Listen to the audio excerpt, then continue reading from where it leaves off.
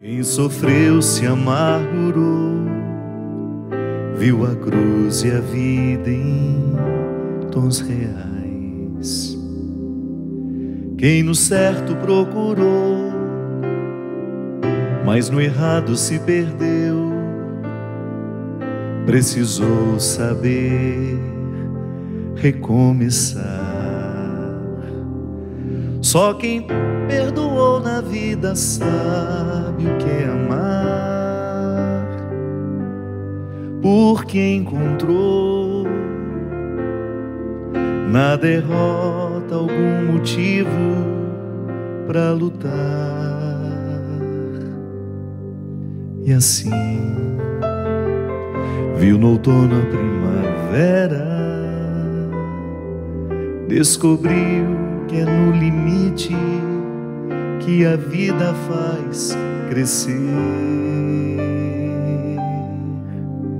que o verso tem reverso, que o direito tem o avesso, que o de graça tem seu preço, que a vida tem contrários e a saudade é um lugar que só chega quem amou, e o ódio é uma forma tão estranha de amar, que o perto tem distâncias, que o esquerdo tem direito, que a resposta tem pergunta e o problema solução, e que o amor começa aqui, no contrário que há em mim, e a sombra só existe quando brilha alguma luz. Só quem soube duvidar pôde enfim acreditar, viu sem ver e amor sem aprisionar. Quem no pouco se encontrou aprendeu a multiplicar, descobriu o dom de eternizar. Só quem perdoou na vida sabe o que é amar, porque aprendeu que o amor só é amor se já provou alguma dor. E assim viu grandeza na miséria, descobriu que é no limite que a vida faz crescer,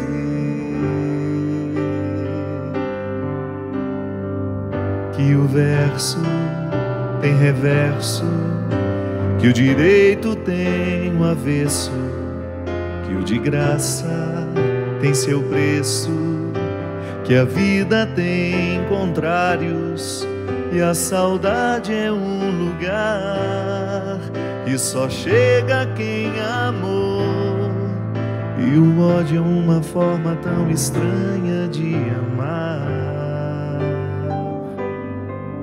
que o perto tem distâncias, que o esquerdo tem direito, que a resposta tem pergunta e o problema solução, e que o amor começa aqui, no contrário que há em mim, e a sombra só existe quando brilha alguma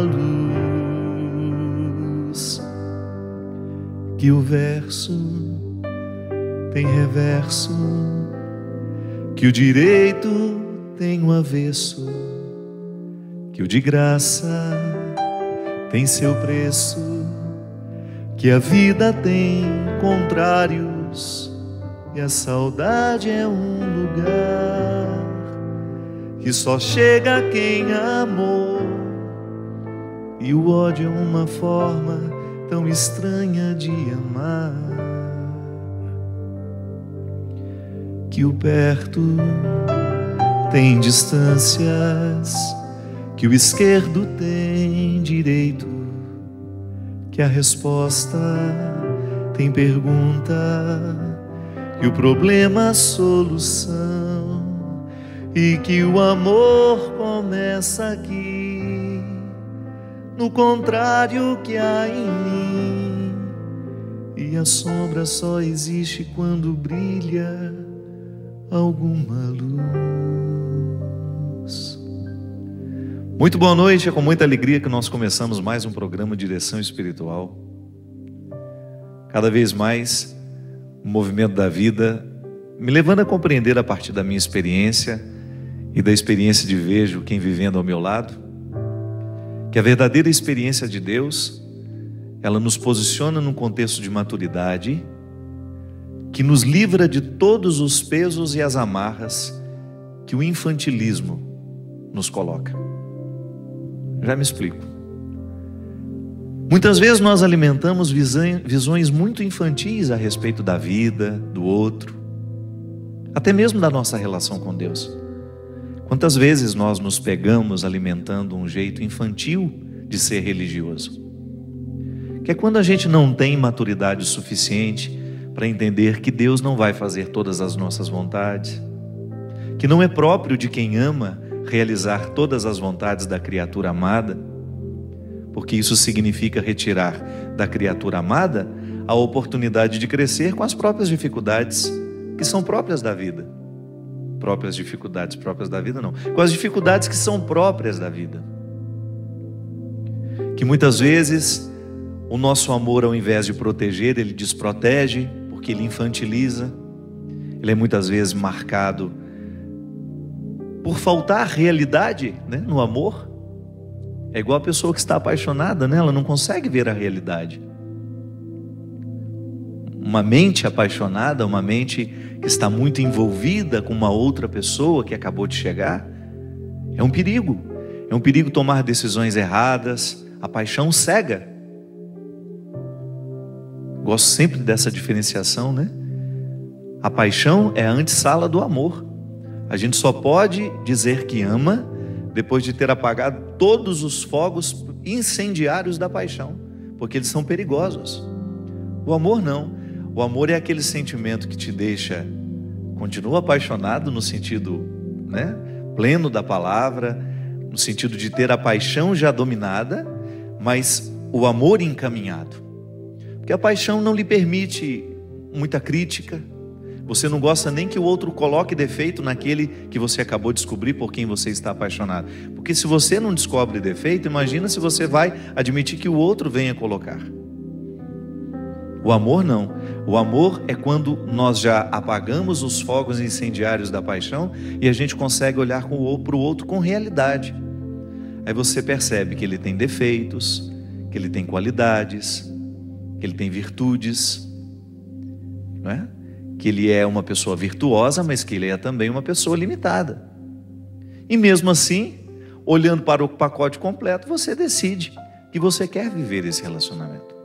Isso é um amor maduro.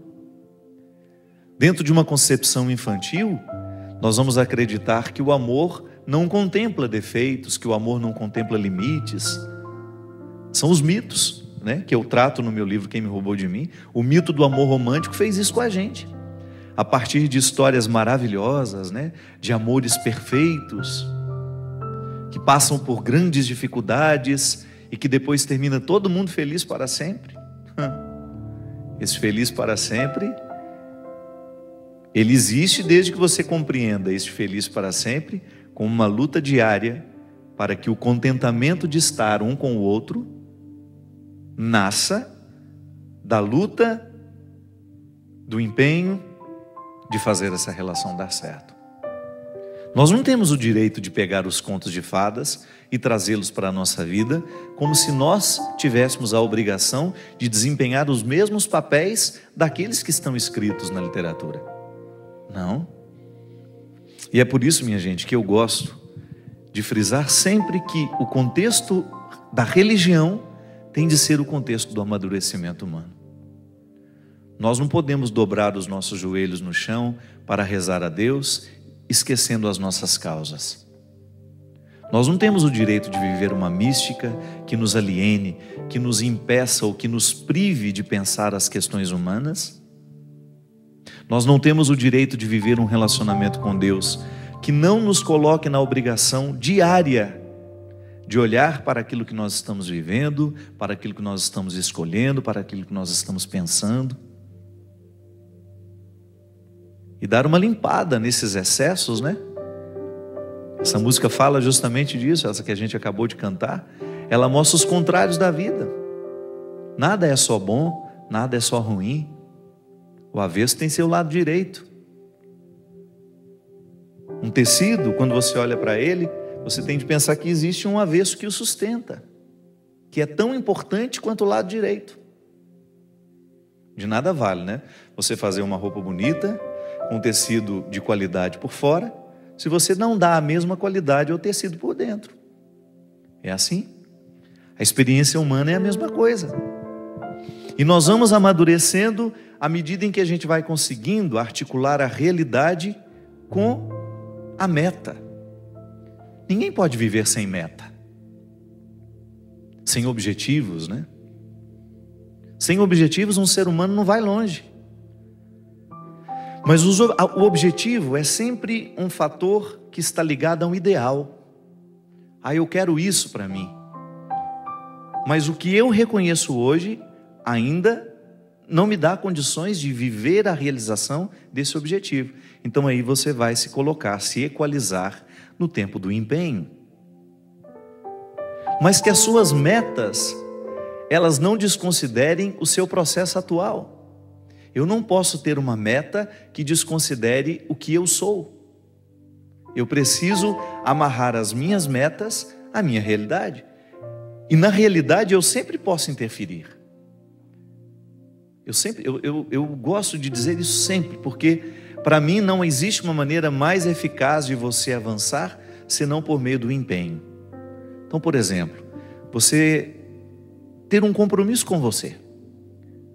Coisas simples, pequenas, de agregar, de você se tornar cada dia melhor. Uma palavra nova por dia, por exemplo. É um bom maneira de começar a crescer.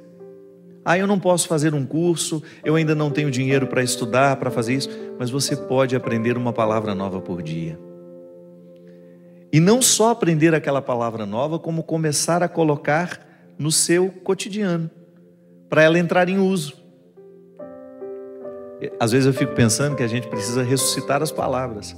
Existem palavras que estão caindo no desconhecimento. Por quê? Porque nós estamos cada vez mais pobres de vocabulário. Nós usamos sempre as mesmas palavras e ficamos irritados quando alguém escreve alguma coisa que a gente não entendeu de cara. Por quê? Você precisa se exercitar. Eu gosto de ser desafiado diariamente por aquilo que fere o meu jeito de pensar. Você sabe que o conhecimento se estabelece em nós, é assim, né? Como se fosse uma ferida, como se você lesasse uma parte do músculo que depois cresce maior. É assim que a gente conhece. Eu recebo uma informação que eu não tinha, aquilo me incomoda, e eu entro dentro de um processo, né, de adequação. Não é que eu vou transformar a minha cabeça naquilo que eu recebi, não. Eu vou adequar a informação recebida com aquilo que eu tenho e fazer a minha síntese. É assim que a gente avança. Então na faculdade, eu me lembro, na faculdade de filosofia, talvez tenha sido o momento em que eu mais aprendi na minha vida. Porque a filosofia são disciplinas que mexem muito com a gente. Retiram muita gente do senso comum, né? O que é o senso comum? A maneira como todo mundo pensa. Mas se de vez em quando alguém não nos retira desse senso comum e nos apresenta uma maneira nova de interpretar a realidade, a gente corre o risco de ficar acorrentado nas mesquinharias, né, do senso comum. Pensar diferente, pensar alto. Não era a proposta de Jesus? Ele não mudava a cabeça de quem ele encontrava para melhor, né?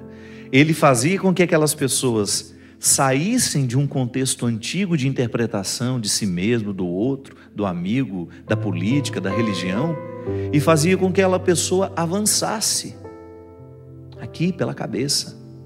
coração só muda depois que a cabeça pensou diferente. E é tão importante, minha gente, você sentir que você não está estagnado. Ainda essa semana, conversando com um amigo meu, que começou a fazer um curso de inglês, eu sempre dizia para ele: você tem facilidade de aprender línguas, você não pode só trabalhar. Tá certo que o trabalho, ele é importante nesse momento da sua vida, porque você está ganhando um pouco melhor, você está construindo um pequeno patrimônio para você depois, no futuro, casar, ter filho, sei lá qual vai ser o seu projeto de vida. Mas você não pode se permitir ficar somente no convencional. Tente fazer o sacrifício dessa época. E qual é o sacrifício dessa época? Acrescentar um curso de inglês, porque você precisa. Você tem facilidade. Você não pode desperdiçar os dons que Deus lhe deu. E aí, no primeiro momento, ele achou que aquilo ia ficar pesado no dia a dia dele. E essa semana, conversando, ele falou assim: ainda bem que eu escutei o seu conselho e me matriculei no inglês, porque eu estou me sentindo outra pessoa. Eu estava, no momento em que eu só trabalhava, ele dizia, eu estava acostumado ali, estava achando que estava bom, que estava interessante, estava o meu tempo todo ocupado, e eu chegava no final do dia. Mas de repente, quando eu me matriculei, quando eu comecei a fazer o curso, quando eu comecei a perceber que em 2 semanas de curso eu já tinha avançado muito, que ele tem facilidade, já tinha um conhecimento básico de inglês, mas aquela oportunidade que ele se deu, sabe, quando ele feriu o que já estava tudo certinho, o dia a dia dele estava certinho, e de repente ele vem e fere a estrutura daquela rotina, colocando um elemento novo, que vai ser sacrificante para ele, vai exigir dele, vai, mas quem disse que alguém cresce na moleza? Então, consciente de que fazer esse sacrifício agora vai conceder a ele a oportunidade de avançar, fez com que aquele rapaz, hoje, nesse determinado momento da vida, sinta-se bem com o sacrifício que está fazendo. Por quê? Percebeu que o ferimento já começou a cicatrizar. Ele já está se adaptando à nova estrutura de vida, contendo o curso de inglês. Gente, se a gente passa a mão na nossa cabeça todos os dias, se a gente olha com pena para a gente, se a gente olha com espírito de vítima, a gente tem 1000 motivos para deitar e dormir, achando que nós já fizemos tudo que tinha que ter sido feito. O ser humano, quando ele entra dentro do contexto da autopiedade, ele para de crescer. Ai, coitadinho de mim, olha como eu trabalhei hoje. Eu não tenho tempo nem para fazer uma caminhadinha. Eu não tenho tempo para nada. Para com isso. Insira alguma coisa de novo na sua vida. E faça de tudo para que isso que você fere. Então você tem uma rotina, que já é pesada, eu sei. Mas coloque alguma coisa que vai qualificar a sua vida. Incremente, ainda que seja, olha, a partir de hoje, meia hora do meu dia vai ser para ler. Eu preciso ler ao menos um livro por mês. Eu preciso acrescentar, ainda que seja 15 minutos de reflexão no meu dia. Eu estou muito agitada, eu estou tendo uma rotina, eu estou cuidando da minha casa o tempo todo, estou cuidando dos meus filhos, eu estou trabalhando e eu não estou tendo tempo para me equilibrar como pessoa. Sabe, você sentir que você está fazendo alguma coisa para o seu amadurecimento, para o seu avanço. Isso é religioso, minha gente.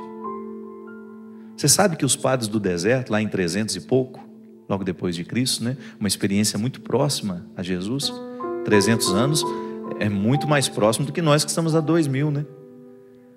Os primeiros padres, os monges que saíram e foram na direção do deserto, Santo Antão é o homem que inicia essa vida monástica no deserto, né? Você sabe que já naquela época, qual era a mística dos padres do deserto? Era chegar à disciplina da alma através da disciplina do corpo. Não temos como separar isso. Seria uma hipocrisia da nossa parte querermos viver uma mística que não passe pelo corpo, ou então querermos viver um cuidado com o corpo que também não passe pela experiência mística. Disciplina é a palavra de hoje. Nós estamos cada vez mais mergulhados num contexto que nos desobriga da disciplina, e isso é muito triste. É muito triste quando nós identificamos que os nossos filhos estão ficando estranhos. Eles estão ficando estranhos a qualquer tipo de sacrifício. Porque a vida tem de ser assim, a vida nós temos que facilitar. Tudo bem, as facilidades de hoje, elas são muito boas. Mas elas não podem retirar de nós a oportunidade de vivermos a ascese e a disciplina que faz com que todo homem, toda mulher encontre esse equilíbrio, esse amadurecimento. Para a gente poder se livrar das visões infantis, né? Uma maneira infantil de ver a realidade é tão nociva. Ela nos priva tanto de viver a vida como ela merece ser vivida. Primeira coisa é retirar essa história de que nós vamos ter uma vida feliz porque nós somos bons, que nós vamos ter uma vida harmoniosa porque a gente fez isso, fez aquilo. Não, essa matemática não fecha. Coisas ruins acontecem com pessoas boas, coisas boas acontecem com pessoas ruins, e na hora que acontece, os bons precisam recrutar todos os elementos que os tornam bons, para que eles tenham condições de compreender a vida. Para a gente parar de chorar, sabe, o leite derramado, para a gente começar a olhar a vida com um pouco mais de coragem, com um pouco mais de disposição, com um pouco mais de maturidade. Ninguém nos prometeu que seria fácil. Ninguém nos prometeu que tudo aconteceria como a gente quer. Ninguém nos prometeu que os nossos amores seriam perfeitos. Ninguém nos prometeu que as pessoas não nos trairiam. Ninguém nos prometeu que nós não perderíamos as pessoas que nós amamos. Ninguém nos prometeu que nós não teríamos de lidar com os contrários. Viver dói. Viver é doloroso sempre, mas é possível extrair uma satisfação de tudo isso. E para isso, o processo religioso, para nos ajudar a entender isso. Sabe, é tão libertador quando nós entendemos que a vida é sagrada, mesmo quando acontecem coisas que não parecem ser sagradas. Que mesmo em meio a desgraças, nós podemos dar um sentido religioso a tudo isso. Que nós podemos compreender todo este processo humano como um dom a ser administrado de maneira santa. Eu hoje quero receber a vida, quero lidar com essa vida com maturidade, porque eu a compreendo como um processo santo. É santo viver, é sagrado viver. E eu não tenho o direito de negligenciar essa sacralidade da vida com as minhas infantilidades. Sabe, então, jogar fora todo esse arsenal de infantilidade que muitas vezes nós levamos, permitir que Deus retire dos nossos olhos esse óculos que muitas vezes nos faz ver uma realidade cheia de florzinha bonitinha, mas que não corresponde àquilo que é. Olhar o outro com verdade, sem as nossas expectativas. Muitas vezes os nossos encontros não são possíveis, os nossos amores não são possíveis, é porque não é que a gente ama o outro, a gente ama as expectativas que a gente tem do outro. Isso é cruel. Quando a gente joga sobre o outro todas as responsabilidades que nascem da nossa maneira infantil de ver a vida, de ver o mundo, de ver as pessoas. Deus nos amadurece para que a gente tenha condições de compreender este refrão, que o verso tem reverso, que o direito tem um avesso, que o de graça tem seu preço, que a vida tem contrários.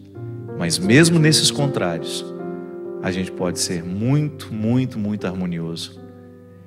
E que a grandeza de uma alma depende justamente da capacidade que essa alma tem de reconciliar os contrários dentro de si.